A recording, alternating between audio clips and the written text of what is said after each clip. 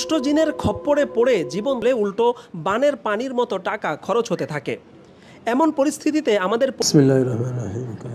সকাল হতেই হুজুরের বাসার বাইরে দেখা গেল শতাধিক মানুষের ব্যাপক ভিড়।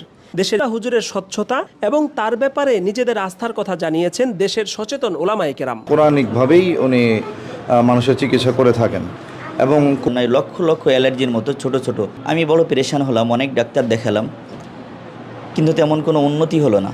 পরে আমার উস্তাদে মোহতারাম সন্দীপ বিশ্বাস হুজুরের জামাতা মুফতি আসমানুল্লাহ সাহেব হুজুর আমাকে বললেন, এখানে ট্রিটমেন্ট করে আমার ওয়াইফ আলহামদুলিল্লাহ অনেক ভালো আছে। এখন সবার জন্য দোয়া রইল, আমাদের জন্য দোয়া করুন।